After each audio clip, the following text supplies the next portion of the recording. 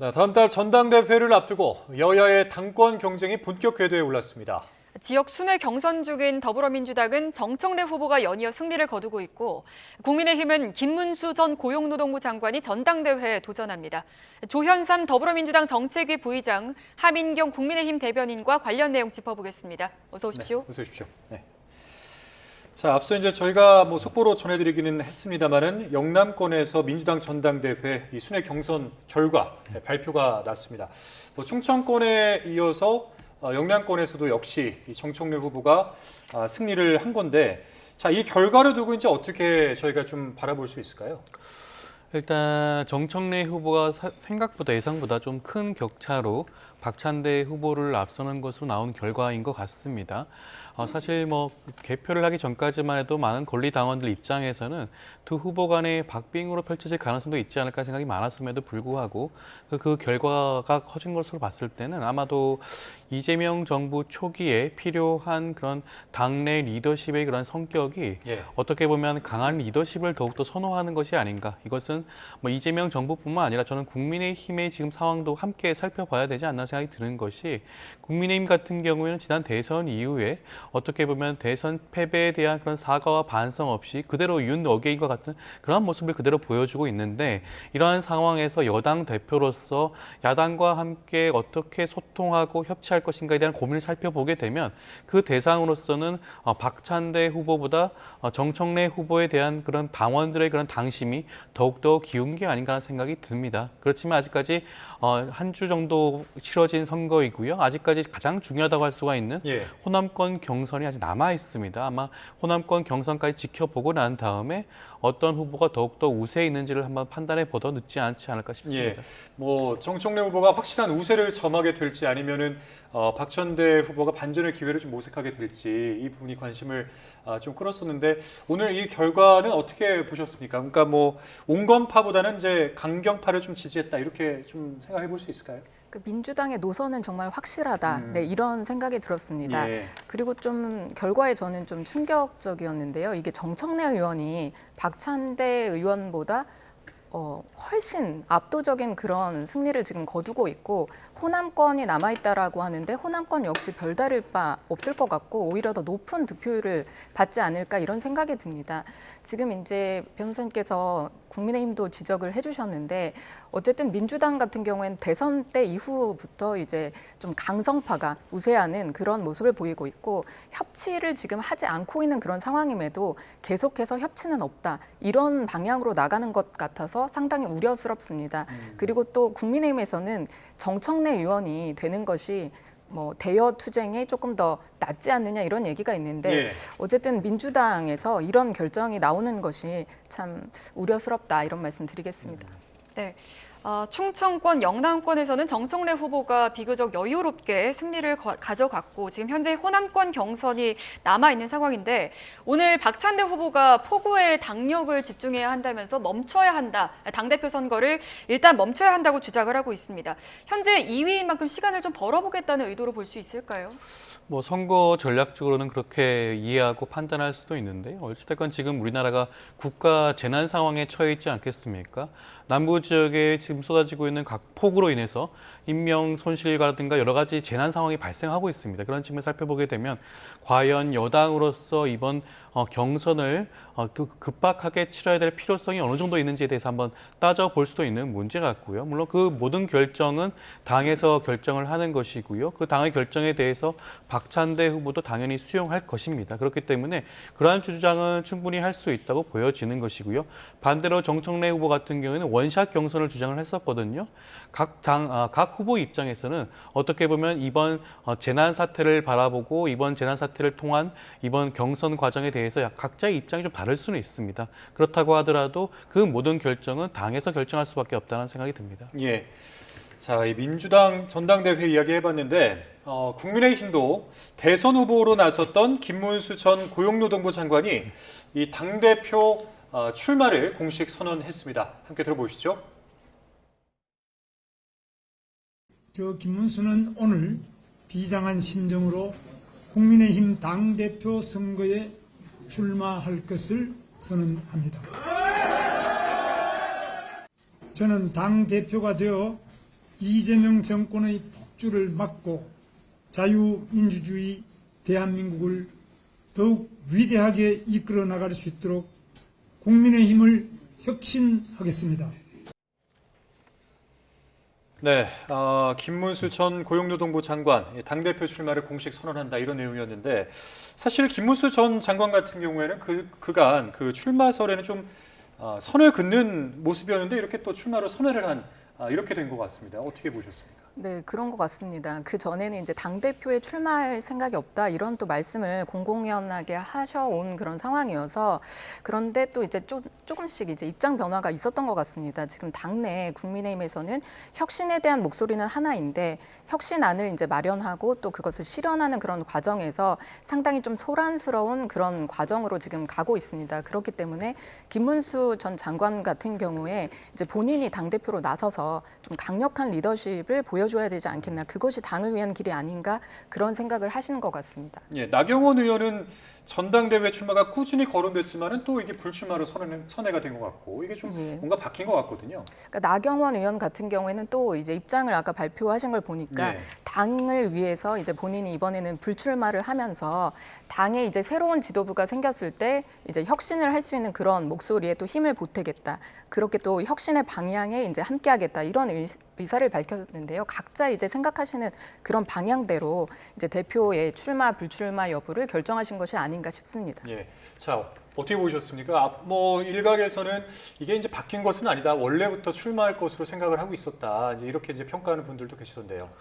김문수 전 장관의 경우에는 지난 대선 패배 이후에 얼마 되지 않아서 SNS 활동 시작하지 않았습니까? 본인 뭐 운동하는 영상까지 공개할 정도로 사실상 정치 재기를 하는 것이 아니냐는 그런 생각들이 많았죠. 예, 전망들이 많았는데 그 동안에도 아마 지난 대선 때 캠프에서 함께했던 분들이 아마 조직적으로 함께 움직인다는 그런 얘기가 많이 돌았습니다. 여의도에서는 그렇다고 한다면 이미 기정사실화, 당대표 출마를 기정사실화한 다음에 시기만을 조율한 게 아닌가라는 생각이 들고요.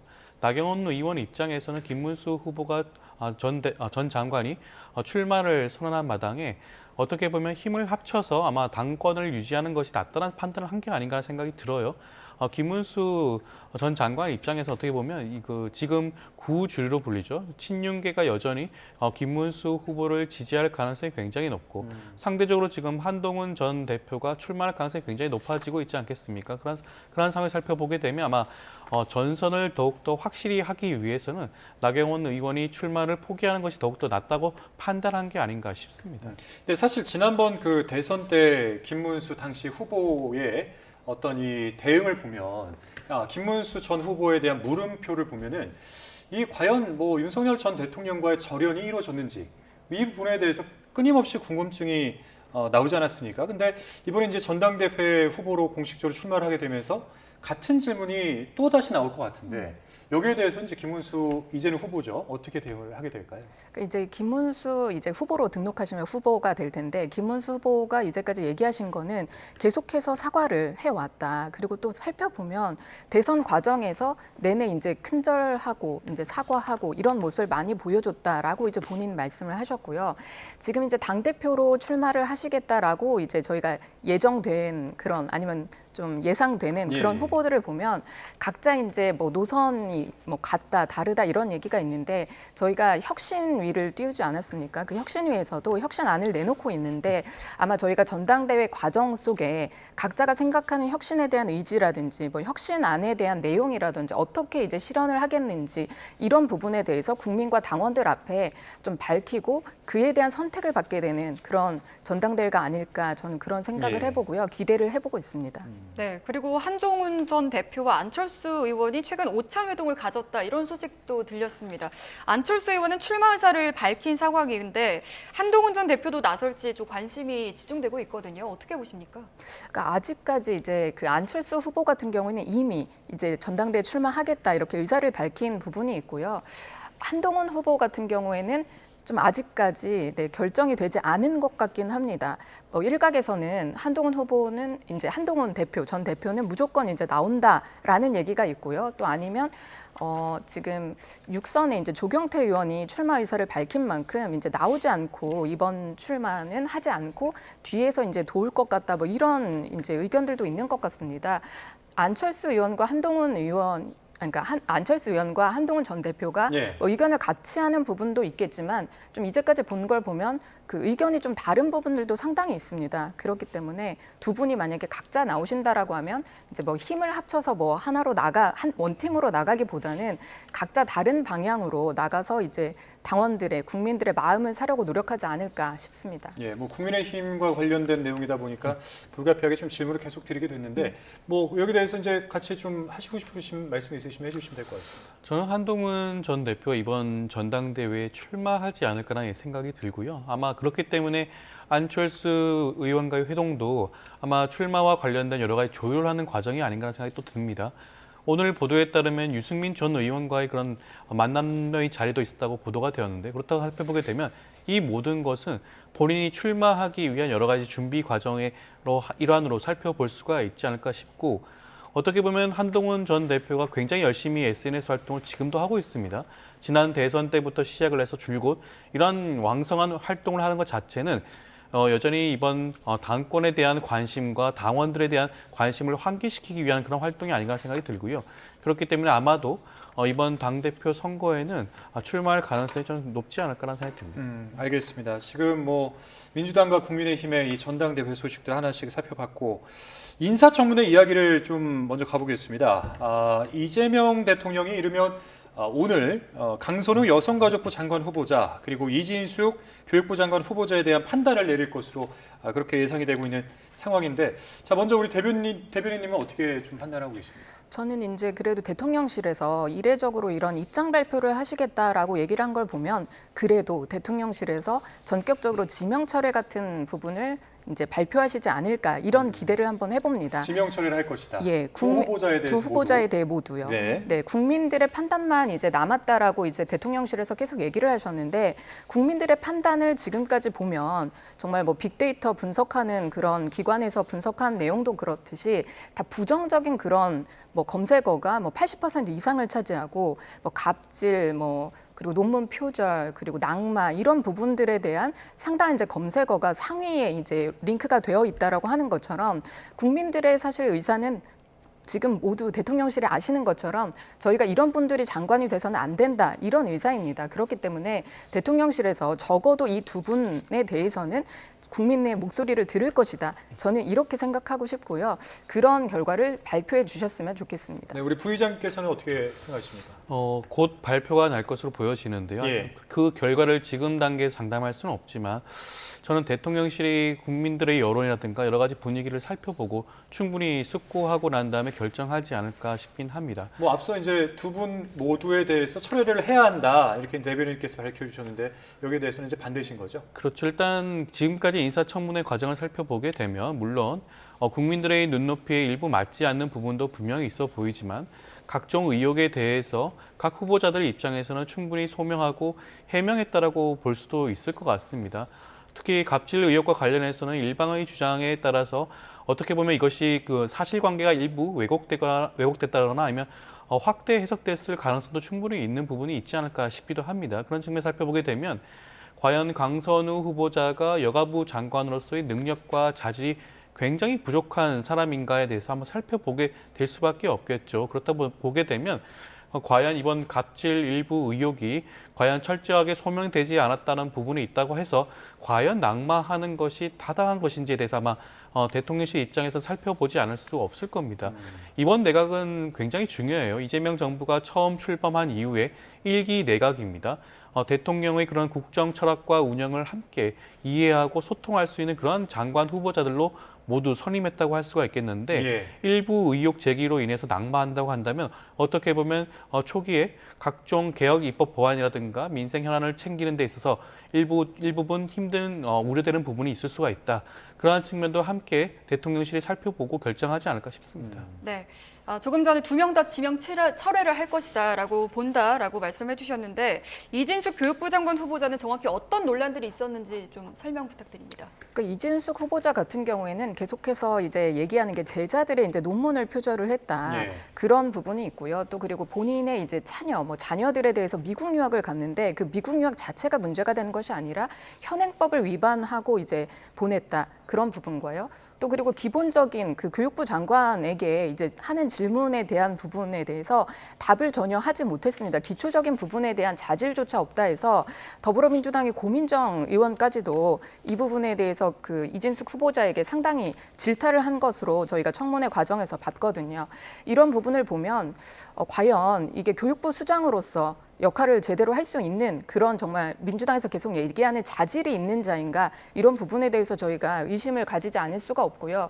이런 분이 정말 그 양심과 이런 교육자로서의 그런 역할을 제대로 하지 못하는 사람이 교육부 수장을 맡았을 때 과연 정말 미래를 책임질 아이들을 자, 잠시만요. 그런, 예. 자, 이재명 대통령 인사청문회와 관련해서 지금 브리핑을 전격적으로 대통령실에서 진행한다고 하는데요. 현장 가보겠습니다. 장관 인사 관련해서 브리핑해 드리겠습니다. 이재명 대통령님은 취임 이후 총 19명의 장관 후보자를 지명했고 총 17명의 인사청문회가 진행되었습니다.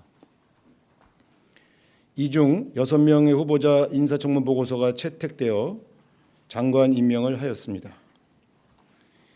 이재명 대통령님께서는 그동안 다양한 의견을 경청하면서 고심의 고심을 계속하였고 어제는 김병기 더불어민주당 원내대표 그리고 송원석 국민의힘 비대위원장 겸 원내대표를 만나서 또 다양한 의견을 경청하셨습니다. 고민한 결과 이재명 대통령께서는 이진숙 교육부 장관 후보자의 지명을 철회하기로 결정하셨습니다. 국회는 인사권자인 대통령님의 뜻을 존중하여 조속히 후속 조치를 진행해 주실 것을 당부드립니다. 이상입니다. 질문 있으시면 말씀하십시오. 네, 저 아주경제 최인혁 기자인데요. 여당에서는 전날까지 이제 낙마에 대해 부정적인 입장을 밝혔다고 알고 있는데 자진 사퇴 유도하신 게 아니라 지명 철회를 하시게 된 배경에 대해서 설명 좀 부탁드리겠습니다. 이 문제는 이제 본인의 여러 가지 명예도 관련되어 있는 문제이고 또 인사상에 관한 문제라 자세하게 설명드릴 수 없는 것을 양해해 주시기 바랍니다. 네, 말씀하시죠. 네, 안녕하세요. YTN 홍민기입니다. 대통령께서 강선우 여성가족부 장관 후보자에 대해서는 어떤 말씀을 하셨는지, 지명 철회나 이런 조치가 없었던 이유는 무엇인지 여쭙고 싶습니다. 자세한 배경 설명을 따로 하시지는 않고요. 고심한 끝에 최종 결정 사항을 저에게 전달해 주셨고 저는 인사권자께서 결정하신 내용을 여러분에게 전달드립니다. 다양한 여러 의견이 있었던 것을 잘 알고 있습니다만 인사권자로서 여러 가지를 종합해서 이런 결정을 내렸다는 점을 국민 여러분께서 이해해 주시기를 바랍니다. 네, 최지원 기자. 네, 안녕하세요. TV조선 최지원입니다. 다름 아니라 지금 강선 후보자 같은 경우에는 19일에 청문보고서 채택 시한을 이미 넘겼는데 그렇게 되면 재송부 요청을 대통령께서 조만간 하시는 것인지 그게 오늘이 될 수도 있는지 좀 궁금합니다.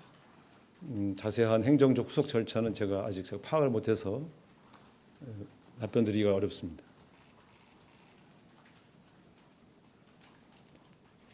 질문 없으시면 네.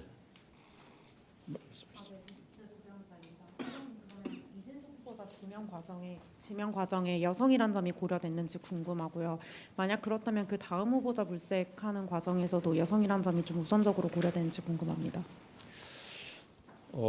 아직 다음 후보자에 대한 준비가 되어 있는 상황은 아닙니다. 오늘 최종적으로 결정된 사항이라 아마 적당한 경로를 통해서 다시 다음 후보자를 물색해야 될 것으로 그렇게 알고 있습니다. 아직 적절한 후임자를 찾아보는 그런 일이 진행된 바는 없습니다. 네. 네, 수석님, 저 뉴스원의 한재준 기자인데요. 그 이진숙 후보자 지명 철회를 좀 결정을 하셨는데 대통령실 내부에서 어떻게 보면 좀 내부 검증의 실패라고도 볼 수 있는데 그에 관해서도 좀 얘기가 나온 게 있는지 궁금합니다. 저는 여러 가지 다양한 이제 청문회에서 오갔던 여러 가지 문제 문제와 또 그 문제에 대한 해명 그리고 또 그 문제들이 해명된 이후의 여론 동향 등을 종합적으로 보고를 드렸습니다. 따라서 개인의 신상과 관련된 문제에 대해서 이렇게 말씀을 더 지명 처리된 이 마당에 이렇게 자꾸 더 말씀드리기 좀 어렵다는 점을 이해해 주시고요. 사실은 잘 아시는 것처럼 후보자들의 인사청문회 과정에서 상당 부분 또 의혹이 해명된 측면도 있고 또 다 의혹이 해명되지 않은 측면들도 있고 또 다양한 여론 동향들이 종합적으로 고려되어서 이런 결정을 하게 되었다는 점 다시 한번 국민 여러분에게 이해를 구하겠습니다. 계속 질문하셔도 아마 제가 비슷한 답변을 계속 하게 될 것 같은데 이와 관련된 것이 아닌 질문을 좀 해주셨으면 좋겠습니다. 네, 말씀하십시오. 네, CBS 이준규입니다. 그 위성락 안보실장께서 이제 미국으로 출국하신 것으로 이제 보도가 나왔는데 출국을 하신 건지 아닌지 좀 공식 확인 좀 부탁드리고요. 가셔서 뭐 가셨다면 어떤 일들 좀 논의하시게 되는 건지 그것도 좀 설명 좀 부탁드리겠습니다. 위성락 안보실장님은 지난번에도 별도로 또 미국을 방문해서 여러 루비오 국무장관을 만나서 여러 가지 대화를 했던 것이 공개된 바 있습니다. 이번에도 출국을 해서 미국의 당국자들과 다양한 경로로 여러 가지 협상을 하기 위해서 떠나신 것이고요. 여러 가지 다양한 분들을 만나고 돌아오셔서 대통령에게 또 그 결과를 보고할 것으로 압니다. 아마 이번이 마지막이 아니고 계속 갈 수도 있고 그렇기 때문에 위성락 안보실장님은 계속해서 이 전체적인 협상에 여러 가지 본인이 필요하다고 판단될 때마다 미국을 방문할 것으로 그렇게 알고 있습니다. 네. 네, 안녕하세요. 채널A 이상원입니다. 그 인선 관련해서 한 가지만 더 여쭙겠습니다. 그럼 대통령께서 강선우 여가부 후보자에 대해서는 확실히 임명을 하시는 거라고 보면 되는 건가요? 그렇습니다. 그 지금 현재 11명의 임명되지 않은 11명의 후보자 중에 이진수 교육부 장관 후보자에 대한 지명만 철회하셨습니다. 네, 이성택 기자. 예, 성님, 저 한국일보 이성택입니다. 그 애초에 논란이 된 여러분들 중에서 특히 이제 그 강선우 그 후보자와 이진숙 후보자는 두 분 다 이제 좀 논란이 됐는데 그 중에서 이진숙 후보자만 지명 철회가 된 것은 강선우 후보자가 현역 의원이라는 점 때문에 이진숙 후보자만 낙마한 것이 아닌지 이런 그 견해들도 있을 것 같은데 어떻게 생각하시는지 좀 궁금합니다.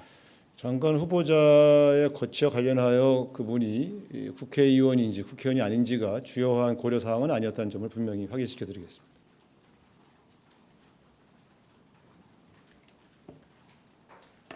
네. 네, 수석님, 저 머니투데이의 김성은 기자이고요. 오늘 대면 보고를 하셨는지랑 그다음에 보고에 걸린 시간은 한 어느 정도이셨고 보고의 내용은 대략적으로 구체적으로 말씀 못하시더라도 대략적으로 어떤 내용이셨는지 그리고 끝으로 이것도 답변이 좀 어려우실 수 있을 것 같은데 그럼 강선우 그 후보자에 대해서는 청문회에서 의혹이 좀 소명이 잘 됐다고 판단을 하신 건지 이것까지 좀 답변을 부탁드리겠습니다. 원래는 그 주말에 제가 여러 가지 종합 보고를 드린다고 여러분에게 말씀을 드렸습니다. 그런데 이제 어제 사실은 오늘 오전 중에 여러 가지 수해 활동, 수해 피해라든가 이런 문제 때문에 사실은 어제 일정을 잡지 못하고 있었는데 어제 송원석 국민의힘 비대위원장 및 원내대표하고의 만남이 성사되어서 그 만남이 끝난 이후에 1시간 정도 따로 보고를 드렸습니다. 그리고 그 보고는 아까 말씀드린 것처럼 청문회에서 나왔던 여러 가지 의혹 제기 또 그에 대한 본인의 해명 그리고 그 이후에 여러 여론 동향을 종합적으로 보고를 드렸고요. 대통령께서 궁금하신 내용은 물어보셨습니다만 후보자의 거취 문제에 관한 여러 가지 문제를 포함해서 다양한 이야기가 오갔습니다. 그리고 오늘 하루 종일 고심하신 끝에 이 발표하기 직전에 그 최종 결정을 전달해 주셔서 제가 발표하게 되었다 이렇게 말씀드리겠습니다. 네. 하나만 더 여쭙는데요. 그 강선우 후보자 갑질 의혹, 갑질 논란 의혹에 대해서 오늘 대통령께서 다른 코멘트는 없었는지 강행하시는 이유나 설명, 배경 설명이 있으셨는지 궁금합니다. 네, 인사권자가 정무수석에게 세세하게 그 이유를 다 설명하지는 않으시는 것으로 알고 있고요. 저는 최종 결정 사항을 듣고 여러분에게 전달해 드리고 있고요. 아마 그동안 제기되었던 많은 문제들 그리고 그것에 대한 해명 그리고 이 문제에 대한 여러 의견들을 다양한 통로를 통해서 충분히 경청하셨고요. 최종적으로 결정하셨다 이렇게 말씀드리겠습니다. 아마 같은 대답을 반복하게 될 것 같은데 그렇죠? 이 정도로 말씀을 드리고요. 또 나머지 문제는 다음에 또 계속해서 말씀드리겠습니다. 자, 고맙습니다. 네, 우상호 정무수석의 브리핑 내용 듣고 오셨습니다.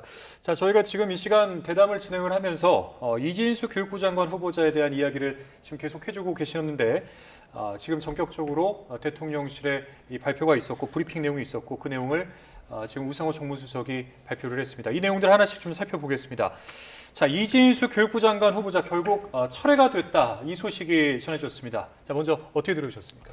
일단 대통령실 입장에서는 이번에 불거지고 있는 각 두 명의 후보자에 대한 각종 의혹과 논란에 대해서 아마 최선의 결정을 한 게 아닌가 싶습니다.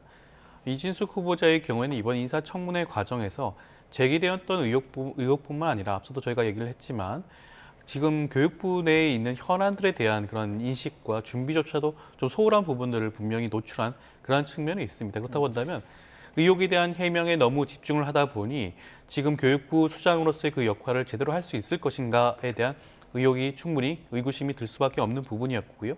그리고 교육계 각 층에서 이진숙 후보자에 대한 지명 철회를 요구하는 목소리가 굉장히 높게 나왔습니다. 시민단체뿐만 아니라 교육계에서조차도 그런 주장들과 요구가 굉장히 높게 나왔기 때문에 아마 그런 부분들을 충분히 검토하고 판단하여 아마 이재명 대통령께서 직접 그런 판단을 하신 게 아닌가 싶고 그렇다고 한다면 상대적으로 봤을 때는 강선우 후보자에 대해서는 국민들의 그런 눈높이에 어느 정도 부합하는 측면들을 아마 이재명 대통령께서도 인지하고 판단하신 게 아닌가 싶습니다. 예, 뭐 대중의 여론을 받아들인 것이다. 그로 인해서 지명 철회를 한 것이다. 자, 근데 이제 추가적인 그 질문에서 보면은 이게 왜 자진 사퇴 형태가 아니라 지명 철회를 선택을 한 것이냐, 뭐 이런 것에 대한 질문과 답변이 좀 있었던 것 같은데 이거는 왜 그렇다고 보세요? 일단 지명 철회를 해야 할 만큼 이게 좀 심각한 사안이다. 대통령실에서 이렇게 보신 것 같고 그 부분에 대해서는 대통령실에서 잘한 판단을 하신 거다. 이렇게 말씀드리고 싶습니다. 그런데 이제 말씀 중에 그 강선우 후보자 같은 경우에는 임명을 강행하겠다. 이렇게 우상호 정무수석이 말씀하신 것 같은데 이 부분에 대해서는 상당히 국민 눈높이에 정말로 맞지 않는다. 이렇게 말씀드리고 싶은 게 갑질을 하는 여가부 장관이라니 한 번도 상상해 본 적이 없는 그런 일이고요. 이게 갑질에 대해서는 국민들이 바라보셨을 때 이 분이 과연 여가부 장관으로서의 어떤 능력을 발휘할 수 있는 것인가 이런 부분에 의문을 품지 않을 수가 없고 아까 전에 기자님들도 이제 질문하신 내용 중에 하나가 그 의원이기 때문에 강선 의원을 좀 감싼 게 아니냐 이진숙 후보자를 그러니까 지명 철회를 하고 대신에 이제 강선우 의원을 살린 것이 아니냐, 뭐 동지의 감싸기 이런 부분으로 저희가 비춰지는 거 정말 합리적인 의심이다라고 이제 볼 수가 있을 것 같고요. 이 보좌진에 대한 특히 갑질과 그리고 이상한 보좌진이었다 이렇게 얘기하는 그런 2차 가해 결국은 민주당을 받들고 있는 그런 분들이 이제 민주당 보좌진들일 텐데 그분들이 느낄 그런 상실감에 대해서 아마 정부는 이제 혹독하게 그 결과로 이제 받아오지 않을까 네. 그런 생각이 듭니다. 네, 조금 전 인사 브리핑에서는 이제 이진숙 후보자에 대해서는 자진 사퇴가 아닌 지명 철회를 했고 강선우 후보자에 대해서는 아직 관련된 아무런 말이 없었습니다. 현재 다음 교육부 장관 후보자가 준비되어 있지 않은 상황이고 이제 강선우 장관 후보자 관련해서는 자세한 배경에 대한 설명이 없었는데 이에 대해서 국회가 조속히 후속 조치를 진행해 줄 것을 당부했거든요. 이 부분에 대해서 어떻게 보십니까? 일단 강선우 후보자에 대해서는 대통령실 입장에서는 임명 절차를 진행을 하겠다는 입장을 밝힌 겁니다. 그렇다고 한다면 아마 지금 국회에서는 인사청문 보고서가 채택이 아직 되지 않고 있는 상황이긴 하죠.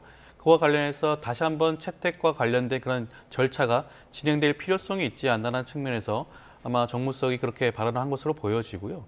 그리고 강선우 후보자의 그 각종 의혹에 대해서 살펴보게 되면 물론 국민들의 눈높이에 일부 맞지 않는 부분이 있을 수는 있습니다. 그렇지만 그러한 갑질 의혹이라고 하는 것은 그것이 일회성이 아니라 반복적으로 그리고 계속적으로 그러한 갑질이 발생을 했을 때 그것이 아마 장관 후보자로서 부적절하다라고 그런 결론이 도출될 수가 있을 것으로 보여지기도 하는 것이고요.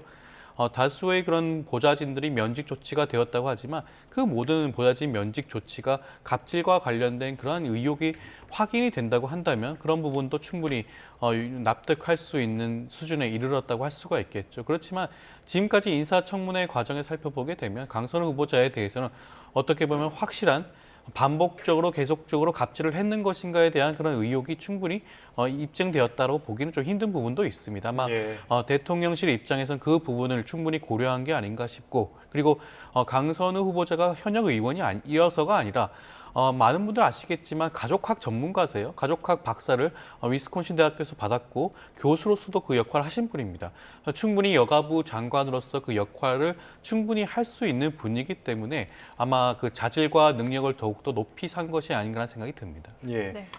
대변인께서는 조금 전에 이제 브리핑 하기 전에는 둘 다 지명 철회를 할 것이다 이렇게 말씀을 해주셨는데, 일단은 이진숙 후보자에 대한 지명 철회만 결정이 됐습니다. 이 부분에 대해서 어떻게 생각하십니까? 그 부분은 대통령실에서 잘한 결정이라고 이제 다시 한번 말씀드리고 싶고요. 다만 이제 강선우 후보자에 대해서는 그럼 지명 철회를 하지 않은 것은 아마도 대통령실에서 강선우 후보자에 대해서는 그럼 자진해서 사퇴를 할 것을 조금 이제 기다려주는 것이 아닌가 이런 생각도 한번 해봅니다. 강선우 후보자 같은 경우에 이재명 대통령, 그러니까 이재명 정부의 성공을 바란다라고 한다면 본인의 권력 의지를 내려놓고 이게 갑질 여가부 장관이 되는 것보다 정말 이 정부의 성공을 위해서 본인이 자진해서 사퇴를 하는 것이 맞지 않는가, 저는 이렇게 그러면 의견을 한번 내보고 싶습니다. 뭐 어제 같은 경우는 이제 이재명 대통령이 여야 원내대표 만나서 두 후보에 대한 의견을 청취했다고 하는데 여기에서 어떤 그 여론을 좀 수렴했다 이렇게 볼 수도 있겠죠? 저는 충분히 그렇게 봐야 될 것 같고요. 지난 윤석열 정부와는 전혀 다른 모습 아니겠습니까? 윤석열 정부 때는 야당이 수많은 장관 후보자에 대해서 지명 철회를 요구했음에도 불구하고 받아들여진 적이 없다고 할 수가 있겠죠. 그럼에도 불구하고 이재명 정부 입장에서는 첫 번째 일기 내각입니다. 일기 내각 후보자, 그것도 교육부 장관이면 주요 부처예요. 주요 부처 장관 후보자에 대해서 야당과 그리고 일부 국민들, 그다음에 시민단체의 목소리를 충분히 경청을 하고 이 지명 철회를 결정을 한 겁니다. 대통령실 입장에서는 앞서 뭐 자진 사퇴의 방식이 어떻게 보면 국정 운영의 부담을 줄일 수가 있다고 할 수가 있겠는데, 그럼에도 불구하고 전격적으로 인선에 있어서 어떻게 보면 대통령실의 책임을 인정하는 것과 같은 지명 철회를 결정했다는 것 자체가 야당을 존중하고 국민의 눈높이에 맞추려는 이재명 정부의 그런 국정 운영의 방향이 아닌가 싶습니다. 네, 뭐 인사청문회와 관련해서 이재명 대통령이 이르면 오늘 중에 판단이 나올 수 있다. 이제 이렇게만 저희가 앞서 전해드렸는데 저희 이제 대담 중에 전격적으로 대통령실의 브리핑까지 진행이 돼서 함께 좀 살펴봤습니다. 자, 이어지는 내용 한번 특검에 대해서 살펴보도록 할 텐데, 윤석열 전 대통령이 어제 이제 전격적으로 구속 기소가 된 데 이어서 오늘은 내란 특검팀이 김용대 드론 작전 사령관에 대한 구속영장도 청구를 했습니다. 이게 어떤 의미가 있는 사안일까요? 그러니까 그 김용대 그 드론 작전 사령관에 대해서 이제 18일 날 긴급 체포를 했습니다. 아마 외환죄에 대해서 드론을 이제 날려서 북한으로 하여금 이제 뭐 대한민국을 침입하도록 이렇게 유도했다. 이런 부분을 특검은 입증을 하고 싶어서 아마 긴급 체포를 했는데, 긴급 체포를 하고 아마 조사 내용은 그런 외환죄 관련한 조사를 했을 겁니다. 그럼에도 불구하고 이번에 이제 구속영장을 청구를 했는데, 구속영장 청구 내용은 그 외환죄의 내용이 아니라 허위 공문서 작성에 대한 부분만 들어 있습니다. 그러면서 신변 확보가 필요하다. 그렇기 때문에 구속영장을 청구를 했는데 이만큼 외환죄에 대해서 입증하기가 상당히 어렵고 그 사실 자체가 있었던 것인지에 대해서 특검이 이게 조사를 하지만 밝히기가 어려운 것이 아닌가, 저는 그렇게 보고 있습니다. 네, 외환 혐의는 이번 공소장에 빠져 있는데 내란 특검팀이 이번에 입증할 수 있을까요? 내란 특검팀 입장에서는 외환죄와 관련된 수사가 상대적으로 다른 혐의들에 비해서는 수사 속도가 늦을 가능성이 있습니다. 다른 사건들의 경우에는 검찰과 경찰 단계에서 꽤 많은 수사가 진행이 되었고 참고인 조사도 꽤 많이 진행이 되었던 것으로 알려져 있는데, 외환죄 혐의와 관련돼서는 아직까지 좀 부족한 부분도 있어 보이기도 하는 것이고요. 그리고 지금 지금 드론 작전 사령관의 경우에는 긴급 체포가 되었고 48시간 이내에 구속영장을 청구를 해야 되기 때문에 이르게 청구한 것으로 보여지는데 그 과정에서 외환죄 혐의를 아마 충실히 담기가 쉽지 않은 것으로 보여집니다. 그렇다고 하더라도 저는 외환죄 혐의를 입증하지 못한다는 것이 아니라 구태여 지금까지 어떻게 보면 모두 관련된 혐의에 대해서 증거라든가 자료가 충분하지 않은 상황에서 구태여 그것을 혐의로 적시를 하고 청구를 하는 것보다는 그 관련된 외환죄 혐의와 관련된 다른 혐의는 추후에 보강 수사를 거쳐서 충분히 기소 여부를 결정할 수가 있지 않을까 싶습니다. 그렇기 때문에 이번 단계에서 외환죄가 제외되었다고 하더라도 이것이 내란 특검팀이 외환죄에 대한 혐의 입증을 소홀히 한다라든가 부족하다라든가 그렇게 느껴지지는 않는 것 같습니다. 예, 뭐 특검팀 특히 이제 내란 특검 팀 같은 경우에는 휴일인 오늘도 굉장히 이제 수사에 박차를 가하는 모습을 볼 수가 있는데 어제는 조태열 전 외교부 장관 그리고 오늘은 김용호 통일부 장관을 소환 조사했습니다. 이 계엄 직전 국무회의에서 어떤 일이 있었는지 좀 이 부분에 대해서 밝히는 그런 수사를 한다고 보면 될까요? 네, 아마 그럴 것 같습니다. 앵커님이 말씀하신 것처럼 국무회의에서 당시에 이제 어떤 일이 있었는지가 가장 중요한 일이기 때문에 아마도 이제 그 전 장관들이, 그러니까 참석했던, 참석하지 않았던 그런 장관들이 모두 다 참고인이 돼서 이제 조사를 받고 있는 그런 상황인 것 같고요. 조사 내용은 아마 이제 뭐 브리핑이나 이제 진행 상황을 지켜봐야 될 것 같습니다. 네, 김건희 특검팀도 속도전을 내고 있습니다. 지금 명품 가방 수수 의혹에 연루된 통일교 전 간부, 윤영호 전 세계본부장이 오늘 조사에 불응했는데요. 통일교 한학자 총재 등에 대해서도 조사할 예정이었는데 일단 좀 제동이 걸린 것 같아요. 일단 소환 조사에 응하지 않게 되면 그 다음에 특검팀이 어떠한 그런 법적인 절차를 결정할지는 좀 지켜봐야 되지 않을까 싶습니다. 한 차례 더 소환 조사를 요청할 수가 있을 것으로 보여지고요. 소환 조사를 통하여 김건희 특검팀 입장에서는 관련된 의혹에 대해서 구체적으로 확인을 할 필요성이 있지 않을까 싶습니다. 통일교와 관련돼서는 이미 구체적인 진술이 일부 나와 있죠. 김건희 여사에게 전달할 목적으로 건진법사 전성배 씨를 통해서 고가의 다이아몬드 목걸이라든가 아니면 명품백을 전달했다라는 사실까지는 이미 확인이 되어 있습니다. 그것이 김건희 여사 측에게 전달되었는지가 아마 입증이 될 부분이라고 할 수가 있겠고요. 그리고 통일교 관련된 문제는 단지 통일교와 관련돼서 그치는 것이 아니라 지금 권성동 의원이라든가 지금 친윤으로 불리는 윤핵관으로 불리는 현역 국민의힘 의원들까지도 연결되어 있는 그러한 사건이기도 합니다. 관련해서 권성동 의원의 경우에도 압수수색 영장이 발부가 되어서 국회의원실 사무실이 압수수색을 당한 바가 있죠. 그 모든 것들은 통일교와 관련되어서 과연 김건희 여사가 어디까지 관련이 되어 있는지, 권성동 의원과 통일교의 유착관계는 어디까지인지에 대해서 아마 수사가 계속되는 것으로 보여지고 이것은 추후에 각 소환 조사와 참고인 조사를 통해서 더욱더 보강되지 않을까 싶습니다. 예, 이제 마지막 질문이 될 것 같은데, 자, 3개 특검, 내란, 김건희 그리고 마지막 이제 최상병 특검과 관련된 이야기입니다.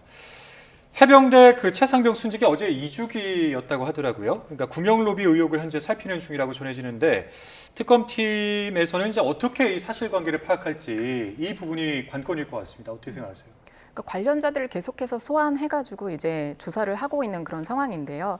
오늘 민주당에서 이제 특이하게 이제 수석 대변인이 서면 브리핑을 이제 했는데 그 부분 내용이 이제 종교 단체를 이제 특검이 조사를 할 때는 좀 세심하게 배려를 해줬으면 좋겠다 이런 얘기를 하더라고요.